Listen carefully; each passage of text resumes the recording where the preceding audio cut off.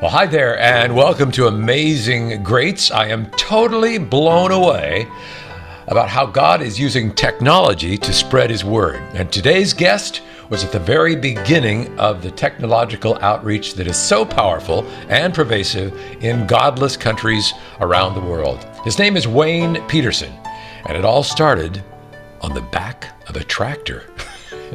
Here's his story on Amazing Greats. We have the great opportunity today to talk to a gentleman that I've just met, but totally inspired by your life and career story. It is just amazing, some of the things that you have done in broadcast. So welcome, Wayne Pederson. I guess let's start with a bit of a resume. Where you've been, what you've done in terms of radio. Let's start with I grew up in a dairy farm in northern Minnesota. So I'm a farm kid from way back, and we had cows and we did haying all summer and hauling hay and harvesting and all the things that go along with milking 42 cows. So that is my background. How did that transition into media and radio? Well, my goodness. Here's the thing. I mean, when you're on the farm, you spend hours and hours on a tractor, mowing, plowing, whatever. And I loved radio. Ever since I was 10 years old, I wanted to be in radio. I wanted to be a radio announcer. I knew way back then. So when I was driving the tractor, I was producing radio shows on the seat of the farm-all tractor. And every little button on the tractor was some little radio button. Oh, no, that's great. That's great. So, I mean, that's how far back it goes. Yeah. And so I wanted to be a DJ. I listened to radio lots, DXing from all over the country. And that was now in the early 60s, the height of the advent of rock and roll radio. And sure. So, I listened to some of the radio greats out of Chicago. And so we always had radio playing in the house, even in the barn, we had a radio playing. So, it was just always a part of my life. And I got a quick aside. Yeah. Did you listen to WLS in Chicago? I did. Yes. Do you remember the name Chuck Buell? Sure do. Yes. Yeah. Well, Chuck Buell is my cousin. Oh my goodness. And he's the guy who got me excited and interested in radio at the age of 14. Okay. All right. So there's a bit of a radio connection there from long ago. Yeah. And another name I remember is Dick Biondi. He was on at night and he was very funny, just a really funny guy. Yeah. So those are some of the great names. So how did you break into the biz? Well, there's a lot of details I could tell you, but I was going to the University of Minnesota, and I was studying to be a pastor, actually, and God got a hold of my life earlier, and I thought, well, if I'm following God, I need to be a pastor and missionary. So goodbye radio career. And I started working part-time at KTIS in Minneapolis, a great radio station there. And, when you're a part-timer, you're new, you work Saturdays, Sundays, weekends, holidays, the whole bit. But back in that day, Rick, I mean, you did everything. I mean, you ripped the news, you read the news, you did the weather, you took the transmitter readings, you carried out the trash, you queued up the records, answer the phone. I was a newbie, and I was the only person in the radio station all day Saturday and Sunday. So, I mean, you really learn how to do radio. Yes. And I loved it. I mean, this was a part-time job to get me through school, but it was really my life's dream to be on the air in the great city of Minneapolis. Yeah. Well, I went on to graduate from the university, went to seminary, and all the time I worked my way through college and seminary by working on air. And by this time, I was doing afternoon drive every day. I was a production director and then program director at this station. And I was having this conflict, Rick, between what I thought God wanted me to do, which was being a pastor, and what I wanted to do was to be on the radio. And one night I was literally facing the carpet and I said, God, I'll do whatever you want me to do. I just want to be in your will. And it was like almost instantaneously, I had to give it up in order to get it back. And I got the message, I want you to serve in radio. So, 50 years later now, I had a wonderful career working in 34 years in Minneapolis radio, 5 years in Chicago radio at Moody Radio and WMBI in Chicago. And then my last gig was with HCJB, which is a worldwide international broadcaster, shortwave. We planted about 500 community FM stations all around the world. I was president of that organization. Totally different thing. I was not on the air, but doing tons of interviews and podcasts and that type of thing. So 5 years ago, I stepped away from that. Now I'm doing podcasts with nice people like you.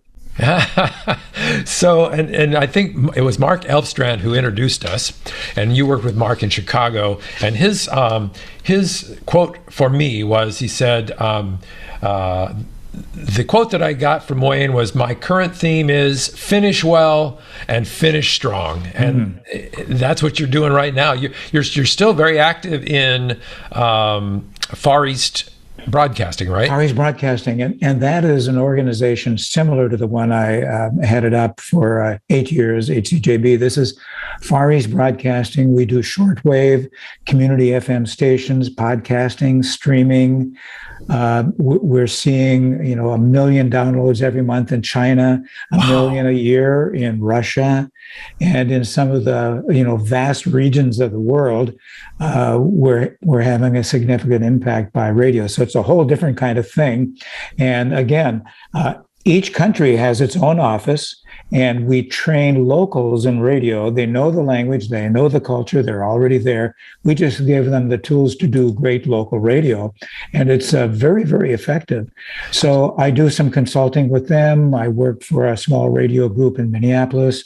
I'm still on the board of the National Religious Broadcasters, and so I kind of keep my fingers in things. Absolutely. So I'm curious, you've mentioned shortwave a couple of different times here so far, and a shortwave is, explain a little bit to the layman what that's all about. Well, it's an old technology, really. Right. Yeah. But our transmitter was in Quito, Ecuador. From there, we could reach Russia.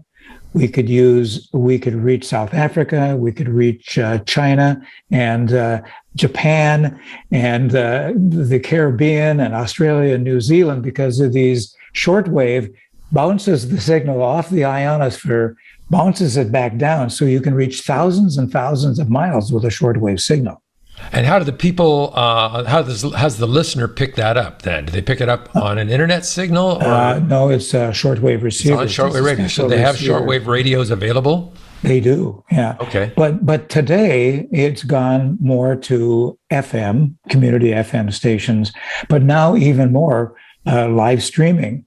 And here's what's going on. Even in the remotest parts of Africa, people have these things. And they can pick up anything that's streamed or podcast. And this is where we are able now to reach the world, not through shortwave broadcast, which is very expensive, but through streaming and podcasting on cellular phones all over the world. Yeah, so it's changed drastically. Yeah, we were for the audio version of this. I wanted to mention that what you're holding in your hand is your average cell phone, right? Right. Yeah. And Rick, I've driven through the depths of Africa. I've seen an elderly man sitting on a white plastic pail outside of a mud hut with a thatched roof, listening to his cell phone. I mean, that's how ubiquitous this new technology is today. We had 2 radio stations in Russia, one in St. Petersburg and one in Moscow. We struggled for an audience there for various reasons, to build an audience. Finally, the government shut the 2 stations down. We now have 1 million downloads a year from Russia, more listener response than we ever got with traditional radio. So these new tools are marvelous for literally covering the earth with good news. Man. Absolutely. So now what about the programming itself? Is the programming itself local, or is it in English, or is it in multiple languages? How does that work? The key to what we're doing, missionary radio used to be American or European missions, learning the language, learning the culture, and going on the air. It's much easier to train nationals how to do radio than it is to train Americans or Europeans to speak in Swahili and get to know the culture, which takes years and years. Yeah. So we go in, and in about 2 weeks, we could train people how to run a board, how to do a newscast, how to, that kind of thing. And they're on their own. We do refresher courses from time to time. But these are passionate people, young people mainly, that have a passion for radio, and they just need somebody like us to come along with tools, and they can reach their own people groups in their own language and their own culture, because they know their audience far better than you or I could. And what about so are these, is it a Christian message that's getting to all of these communities? And, yes. And so the people that you're training start out to be Christians, or are they Christian converts, or? They are, well, it's a variety. I mean, good question. Some of them are Christian converts. Some of them are coming from other faiths. I won't mention any because we have to be careful with security on that, but they come from other faiths and come to know Jesus as their Savior, and which is beautiful, because they know how to talk the language of the audience. So we have many vast other religions tuning in to a place like Indonesia, which is the largest most populous Muslim country of the world, in Thailand, which is heavily Buddhist. So they are listening because we don't call them Christian stations; we call them community stations, because we're talking about health and how to raise a family and how to make a living and how to get along with the government. And there's educational programming and teaching English as a second language interspersed with the good news. Yeah. And so do you, is there a certain format or formula, how much Christian content is required or recommended, or how does each community have its own little way to do it? It varies. Yeah, each community has their own way, but there is enough general programming that you would say it's non-religious, that is instructional or teaching or information that people can use. So it wouldn't be unusual for a station in some difficult cultures to be 90% general programming, 10% religious. Okay. In other places, it might be half and half. In other places, it might be almost all Bible teaching and Christian music and some local programming. So again, working with the nationals that live there, they know their audience, they know what the needs are, what the interests are.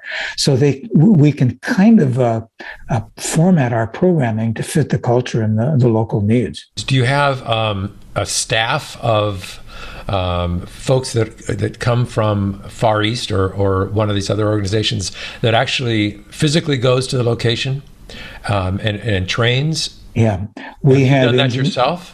I wouldn't be qualified to be an engineer or a trainer. Okay. We have engineers that come and help the local people get on the air and set up the tower and the antennas and help them get started. And then we have another team that comes in and trains. And we spend 2 weeks solid of training in all the tools and the skills you need to program a great radio station. And they're on their own. And like we say, then we offer refresher courses through the year to help them improve their skills. So it's quite amazing to go in to train these young people. I would say most of the people who work for us are under 25, but they love radio. And in Africa, for example, the number one medium is not internet, it's not TV, it's FM radio. And every person wearing one of these cell phones around their neck has FM radios built in, unlike here in the US. Cell phones come equipped with FM receivers. Okay. Wow. This is just fascinating for me. Being a radio guy, this is like craziness. So, so is there anybody monitoring along the way to say, to help guide or to help tutor these folks, or once they're set up, they're kind of on their own? In each country, say Vietnam or Cambodia or whatever, we have an office and we have a director at each office, and they are responsible for the programming on these stations. A place like Mongolia, we now have 14 radio stations, but the headquarters is in the capital. And so our guy there that lives in the capital will be the coordinator and manager of all these other stations in the other 14 cities. So this happens to be Ulaanbaatar, is the capital of Mongolia, and we now have a radio station. Far East Broadcasting has a radio station in every one of the major cities in Mongolia, a country that's landlocked by China on one side and Russia on the other. If you can imagine life. Tough spot, there. Yeah. It is. It really is. So, could a guy sitting in Seattle, Washington, tune in any one of these stations in any way? Is there a way to stream Yes, it here? a lot of those stations are also streaming because they have not only the tower and the antenna, they have the marvelous power of the internet. So they will simulcast with what's going out over the air. They're simulcasting virtually through the internet. And so we just have today more tools in our toolbox. So yes, if you have you can do searches and you can listen to some of this programming coming from Ulaanbaatar in Mongolia, for example, or from Jakarta in Indonesia, or wherever you want to think. We thought it was a cool deal to get a skip frequency out of Chicago. Yeah. Now right. we can listen to the other side of the world, for gosh sakes. Yeah, and radio stations are expensive. Shortwave is expensive. FM radio stations are millions and millions of dollars. Streaming and podcasting is relatively inexpensive compared. Yeah, I know that from my podcast. Yeah. And the nice thing, Rick, I mean, if you're on the radio sitting behind a mic and you're broadcasting, you get phone calls from listeners, maybe emails. But when you're streaming and podcasting, there's immediate interaction with your audience. They're replying, how many people are listening from where, and you can create interaction that you couldn't before through broadcasting. Yeah. Okay. So I guess I had a misconception. I was thinking this was a Christian mission message throughout the world. It's really, you're in the radio business and using that as a wedge or as an opportunity to share the word of Jesus Christ. Yeah. Yeah. Absolutely. Oh, that's so cool. So it's very decentralized. We even encourage some of the countries to raise their own funds. They all can't. For example, we put up a large medium wave, which is AM, in South Korea that's reaching into North Korea, one of the most isolated, repressed countries in the world. And it is being programmed by former North Koreans that are living in South Korea, but talking to their people with a signal going deep into their home country. Yeah. Well, and that kind of segues into my next question, which is, how does all of this get funded? Now, some of it's funded locally, like you say, but there must be some machinery in place to create the funds necessary to make this happen. Well, there is a U.S. Office of Far East Broadcasting, and their primary function is to coordinate and create strategy for these stations, but also raise funds for them.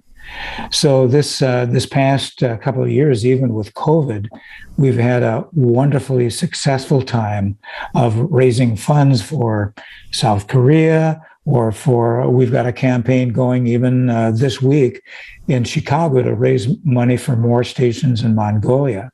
So it seems like today, Jesus followers around the world see the importance of getting the message out, and they've really stepped forward in supporting some of these works that we're doing around the world. So, but that is our challenge, to fund some of these ministries in some of the poverty areas that don't have the resources. A place like Ukraine, we have 8 radio stations in Ukraine, and it's a very poor country. The economy is bad. India is another place where we broadcast, and there's great poverty there. So part of what we do in the North America office is raise funds for these places that don't have the resources to raise for their own operations. Yeah. Now, the company that you used to work for, the HCJB, they still exist, but under a different name? You're right. HCJB was the call letters of the station that started in Quito, Ecuador 90 years ago. I was wondering where those letters came from. It's just call letters. Yes. And that's part of why we changed the name, is because people would say, you're a ministry, why do you have initials of a bank in Europe? People, we'd have to spend all this time explaining, well, that was the station we started 90 years ago in Ecuador, and now we have 5 stations around the world. So to clarify some of the confusion, we changed our name to Reach Beyond, because that was our goal, to continue to reach beyond where there was no radio, where there was no Christian radio, maybe no missionary, no Bible, no church. And so Reach Beyond continues in that mode to reach people that have never heard the name of Jesus. Ah, so the two companies, the one that you're working with now, and that company, are they similar in most ways? Very similar. Yeah, Okay. just different focus, different methodology, hitting different geographical areas. We would, back in the day, we would coordinate one another, make sure we weren't duplicating our efforts, both trying to speak in the same language to the same people group. So try to divide and conquer that way. So in a way, we were competitors, but in a way, we were collaborators in effectively collaborating to reach the world. Yeah, and they have a thing called Faith Radio. I think I saw on their website. Is that? Yeah, that's right. And then there's one other organization called TWR, Trans World Radio. Oh, okay. And so FEBC reached me on TWR, are kind of the big three in international Christian broadcasting. Oh, and we're so all friends. fascinating. This is great information. I love this. So let's. I want to touch on your own faith journey along the way. We kind of know what you've done in radio in a very brief kind of update on that. But how, you came from a faith-based family, is that right? I did. Yeah. In northern Minnesota, it's 90% Lutheran, 90% Scandinavian. So with my last name, Peterson, is a dead giveaway to that. But grew up on a dairy farm, went to a Bible teaching, evangelical Lutheran church, always knew that God loved me, that he died to save me from my sins. But when I was 16, I had a turning point where even I never got into drugs or sex or all the smoking and that type of thing, but I was a rascal in high school. I mean, I was the language I used and the stories I told would have curled my dad's hair. He would have been very upset with the way I was living and talking and hanging out. But when I was 16, coming back from Bible camp on a church bus, I almost heard God's voice audibly. It wasn't audibly, but it was very strong. And that was, Wayne, I want to use you to reach good religious people that don't know Jesus personally. I mean, it was that specific. That's why I thought, okay, I'm not going to go into radio. I'm going to be a preacher. Yeah. And so that was the turning point in my life where I gave everything to the Lord, whatever you want from me.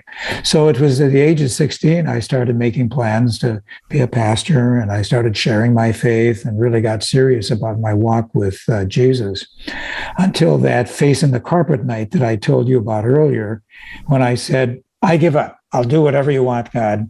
And he said, radio is what I want you to do. And so to do what you love, but glorify me, right? Yes, absolutely. So, Rick, I tell kids that are holding back, and I'm talking about high school, junior high, don't hold back from giving your life to God, fearing that he's going to make you miserable. He's waiting for you to surrender so he can use your DNA the way he's created you to serve him. For me, it was a passion and a skill set in radio. And I was on the air for 40 years using that skill, but used probably reaching more people by radio than I ever could from a church pulpit somewhere. For sure. And, I realized years later, Rick, who listens to Christian radio? It's religious people.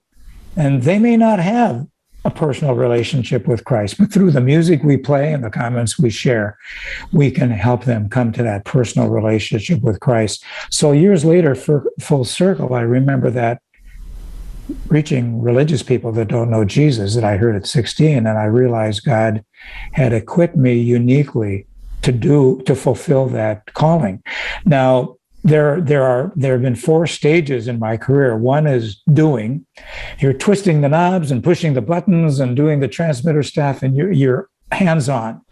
And then if you're fairly good at it, you get to be a manager, and you're promoted to manager, and you work through other people that are pushing the buttons and twisting the dials. Although I always kept my fingers a little bit in being on the air. And then if you're good at management, you get the lead. And then you create the culture of the radio station and say, here's where we're going. This is going to be our format. Here's our strategy. And now I'm in the 4th season, which is influencing. I'm able to do consulting, encouraging. I just met with a media guy earlier today for lunch who is trying to figure out his future and needing help and guidance. What should I do next, Wayne? How can you help me? So by serving on boards and consulting and mentoring, I'm able to be I'm not leading a large organization anymore, but I am making a difference in unique ways that I never dreamed possible. Going from the dairy barn to what God has opened for me now. So that's when we talk. When I talk to Mark about finish strong, finish well.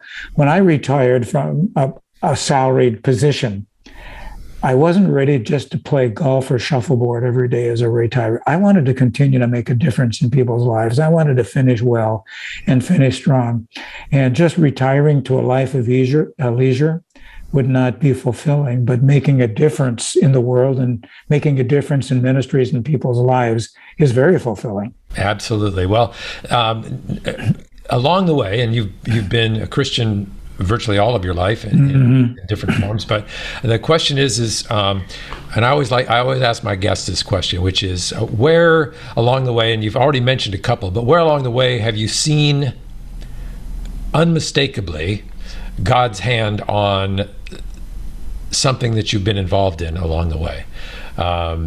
Something that's an answer to prayer or a real visible and profound appearance of God's work. A couple of things I can think of, and without going into detail, because I don't want to incriminate anybody, or everybody. But I left Northwestern Radio in Minneapolis to become president of National Religious Broadcasters. And I got unceremoniously fired from that job very publicly in a very hurtful way, because I made the statement that preaching the gospel was more important than being involved in politics. And some of the real politically aligned people didn't like me as president. So I lost my job. That was very painful, very disappointing to be betrayed by people that I'd worked with all my life and I trusted and loved. But that experience, Rick, knocked the snot out of my ego. I mean, at that time, I loved being behind a microphone. I loved being in front of people. I loved being called vice president of broadcasting and all that kind of stuff. And that experience took all of that away. I no longer needed to have a big title. I no longer needed to be famous. I no longer needed to be in front of people or be behind the mic. That taught me some real lessons. If you remember the Bible character Joseph was betrayed by his brother, sold into slavery. He became second in the kingdom of Egypt.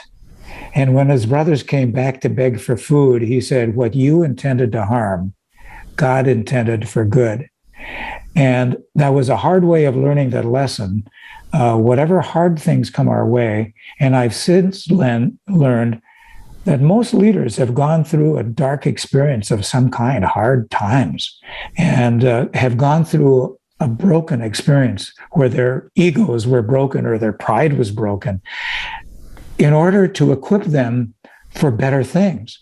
And for me, it was to go on to be head of broadcasting at Moody. I mean, that was to be head of a $52 million international broadcast operation. This farm kid that milked cows and shoveled manure years ago is now doing this. And I think it's because I went through that broken experience that happened. Yeah. The other thing that happened 7 years ago, I lost my wife of 45 years. She died of ovarian cancer. We had a great marriage. We did everything together. We were high school sweethearts. And that brought me to a place, do I really believe what I've said I've believed all these years, that this life is short? And when this life is over, we go into a long eternity with Jesus. There's going to be a resurrection and all things made new and new bodies and no more pain. Do we really believe what we say? And got to the place where you say, I have no other choice, no other hope. I have to depend upon, lean on, rest in the promises that God gives, that all of this that we say about forgiveness and salvation and eternal life in heaven is true. As Peter said to the Lord, where else can I turn? You alone have the words of eternal life. Those two events were major turning points. So I don't know if it's exactly what you're asking, but as I look back in history, they were the momentous ones. Yeah.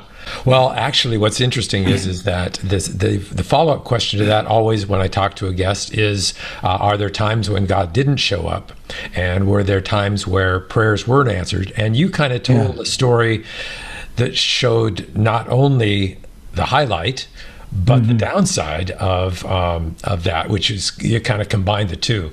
And I wouldn't say that I flew through either of those experiences. There are moments of, God, I thought I heard your voice. I mean, where is this? I upped and moved and bought a house and left my family. What is this all about? And I thought I heard your voice. And how could you bring me to this position? And then, I mean, when Norma was going through cancer, I firmly believed up to 2 weeks before she died, she was going to be healed. I mean, we prayed and prayed and prayed. We had literally thousands of people praying. God, where were you in this? I trusted you that Norma was going to be healed by the great physician, and you didn't. So what's that all about? So, I mean, you don't fly through those experiences without asking those kinds of questions. But honestly, those two experiences get you to the very bedrock of who you are and who God is. Yeah. And it's not dependent upon circumstances. It's not what happens to us. It's how we respond to what happens to us. And do we get bitter or do we get better through those experiences? Yeah. Grateful in all circumstances. Yeah, right. Exactly. And the upside to your life story is that you have now remarried, right? So you have a new person to share life with. Well, God was wonderful. As much as Norma and I had a great marriage, we loved each other so much. Norma and I knew a wonderful young lady in Colorado Springs. Our organization was building a clinic in Ghana, in Africa, and Willie came out with her work team from her church to help build the clinic. So we met way back in 2010, never ever imagining we'd be married someday. And we were casual friends for many years. After Norma passed away, we reconnected. We went hiking in the mountains of Colorado and immediately went very, very deep. And we knew within weeks that we would be married. And so 15 months later, we were married, and she's a wonderful person that has a lot of media experience, mainly on the television side. And she's a lot of fun and high energy. And now we've left Colorado Springs. We live in Naples, Florida, in the beautiful paradise here. So God is the God of the second chance and new beginnings. And in this new season, I'm exceedingly blessed. And I say, Norma's got it good. Being with Jesus is much better than being with Wayne, I can guarantee it. Yeah, that's a good way to look at it, I guess. That's great. So good. So one of the things that, I got to grab my notes here to make sure that I'm not missing something that I wanted to talk to you about. One of the questions I ask, and if you don't have a ready answer for it, that's okay too. But one of the things that I typically ask is, do you have a Bible verse that kind of is your theme for life? It's something that I picked out in my teenage years and has stayed with me all these years. And that is Psalm 16:11. You have shown me the path of life. In your presence is fullness of joy. At your right hand are pleasures forevermore. That's David speaking, of course. But God has shown me the path of life and living in his presence. And I'm learning more and more every day how to do that. But see, it's not boring. In his presence, there's fullness of joy and pleasure. Most people don't think of joy and pleasure when they think of religion. But there's joy and pleasure, and it's not just for now, it's forever. So I've hung on to that. Maybe it's kind of a shallow verse, for a life verse, just to know that he guides us in the paths of life and gives us great pleasure and joy in the process. Beautiful. And I love your shirt that you're wearing today. Hey, I forgot about that. Yeah. That was unintentional, just as my work shirt. But yeah, there's a company in California that does this line of clothing, and I love it. Yeah. Do you happen to know their name so we can check it out? I'll have to take off my shirt and look at the tag. I'll tell you what. That wouldn't be pretty. I'll grab that information and I'll put it in the show notes here. Okay, yeah, I'll get that. It slips my mind right now. And then the other question I had for you is there a way that if a person is really struck by the whole idea of bringing radio to small communities all over the world, that they can help in funding Far East? Is there a website address or a way to donate? Yes, for sure. febc.org is our website. And you can find ways to give online there. febc.org. Okay. All right. Very cool. And how can we, as an audience, support you? How can we pray for you? How can we support you in any way? Well, I'm going to go back to what has been the theme, finish well, finish strong. I've been a fan of the Minnesota Vikings for many years, and I know that games are lost in the fourth quarter. It happens many times. Football games are won and lost in the fourth quarter. And I want to say to your listeners and viewers, but also to you and myself, games are won and lost in the fourth quarter. So play the game to the end. Cross the finish line strong and well. And that'd be my prayer, that I would finish strong, finish well, that I would have the physical and mental health. You know what happens when we get past a certain age, this starts to go and other things start to go. So I would like to have a long life of mentally, physically, and spiritually and emotionally healthy. But you still have all your hair. Yeah, thank you. Thank you. I do. Something I can't say. I thank my dad for that. He died with a full head of hair. So, well, that was just a great way to end this conversation. Thank you so much for that inspiration. Thank you so much for taking some time with us. And God bless you. Thanks, Wayne. Well, thanks, Rick. I appreciate this opportunity. And thank you for your podcast. I'm going to be a big fan. I'm going to follow these. They're great. Good. All right. Who knew how awesome God is using the airwaves and the internet, right?